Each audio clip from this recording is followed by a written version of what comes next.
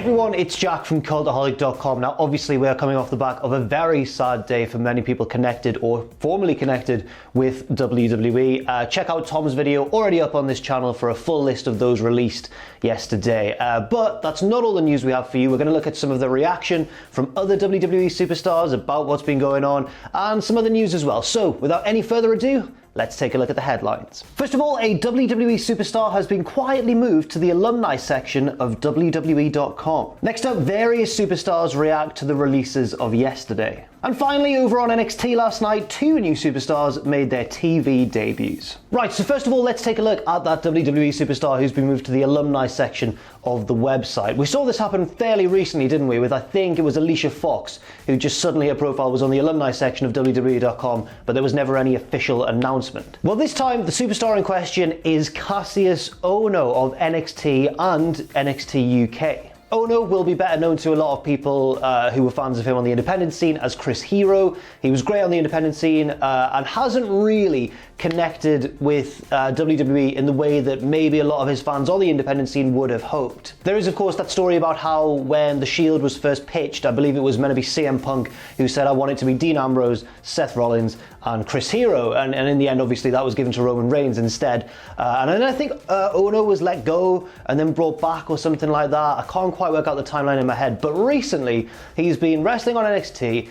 And then very recently, he's moved over to NXT UK, where he's kind of been playing this cocky veteran who wants to use his smarts in the ring and his brute strength as well to try and outwit these British opponents and prove that he can do the British style better than a lot of the roster. That sounds like it could be really good, but unfortunately, I just don't think that storyline's had much momentum. It's been very fragmented, very stop-start, and I think that Ohno really has kind of lost a lot of momentum. But then again, maybe that's not the main reason he's in WWE. Maybe that's because of his experience and his training expertise. I don't really know what kind of trainer he is, but I'm sure I remember reading that he was lending a hand and being a mentor to various younger figures backstage. And if that is true, then that's very good stuff, obviously. But yeah, it seems like, at least according to this weird cropping up on the alumni section, it seems like his in-ring career in WWE is pretty much over. As for reasons for this, I can't really see much apart from maybe it was Ohno's own decision. Maybe he feels like he's getting on a bit, although he's certainly not old compared to some people we see wrestle matches in WWE even these days. But yeah, I don't know. Maybe he does want to take more of a step back, more of a backseat role, or maybe he just wants to quit altogether. You never ever know, but we will keep an eye out for any developments and keep you guys posted. Next up, yes, you will have seen that yesterday a lot of people were released from WWE or furloughed. It's quite confusing in some cases, but a lot of superstars, a lot of roster members were outright released. Some producers, the writer of the Otis and Mandy storyline, she tweeted saying that she'd been released as well. For a full list of everybody, do check out Tom Campbell's news video on Cultaholic earlier today. But yeah, it's really, really sad, isn't it? Just generally. So we're going to take a look at some of the reaction from the WWE superstars, and some of them, well, one of them in particular, has caused a bit of a stir online. That reaction came from Seth Rollins, who went on Instagram Live and talked about, well, he talked generally about his heart being broken for everybody whose jobs were affected yesterday. Now, that makes a lot of sense, and it's good of him to do that. But one particular thing he sort of said really did annoy a lot of people online, and it divided opinion. It led to a lot of arguments between those saying, oh, check out the whole video in context because otherwise Seth's stuff seems a bit different to how he meant for it to come across. Other people say, no, this isn't the appropriate time. So let's take a look at what he said. This is a difficult day for everyone. I think if ever there was a moment for us to unify, for us to kind of band together and try to do the best we can to keep this business alive the best we know how, this is that moment. I think pointing fingers or saying you should have done this or you should have done that, it just doesn't feel like the time or the place for it. I think this is a day for compassion and for empathy and for understanding and to try to support each other, to pick each other up. And yeah, this divided opinion a lot. A lot of people were saying that it was Seth taking the most inopportune moment to go online and say, hey, let's not be blaming WWE now, whereas other people took it as Seth saying, let's just get rid of all the negativity just for today and be more compassionate and be more empathetic towards one another, because, you know, people have lost their jobs here. But so kind of a mixed message there, and one which I can definitely see why it would annoy people, and one which I could definitely see why it would annoy people thinking that he didn't mean it that way. You know what I mean? It's a confusing situation. I know the Voices of Wrestling, for example, tweeted their displeasure, and he replied directly on Twitter, as Seth Rollins is often guilty of doing. He'd often, let stuff get to him and lashes out on Twitter. But he did say, what's wrong with saying what I said? Alex McCarthy of TalkSport spoke out and said it's important to look at the entire thing in context, because Rollins' words take on a different meaning when it's framed by this entire sort of message of compassion and respect.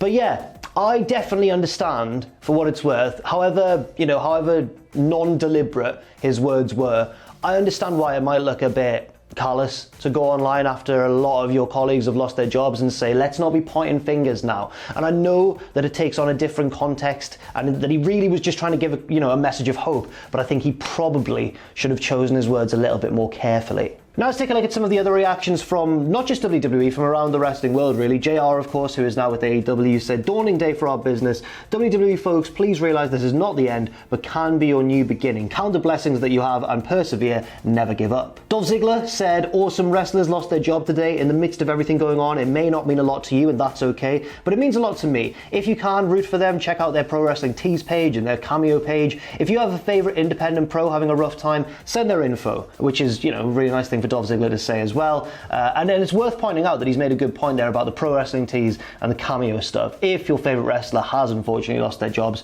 then, find a way to support them if you can. Renee Young says, my heart breaks for anyone who's lost their job doing this. I feel sick about it, sending you guys so much love. Alexa Bliss, very hard day for the WWE family. Bully Ray, days like today are why the downside guarantee is so important. To the boys, I salute you. You will all get through this. Bray Wyatt just tweeted, yuck.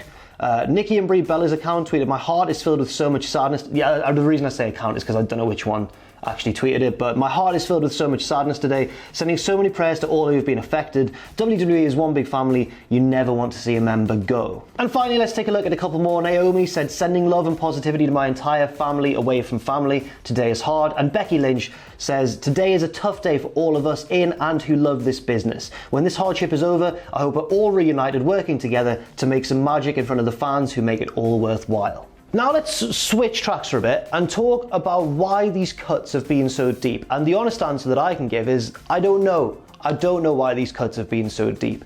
Yes, it's a business and everything, and sacrifices need to be made in times of crisis and all that sort of stuff, and I understand that.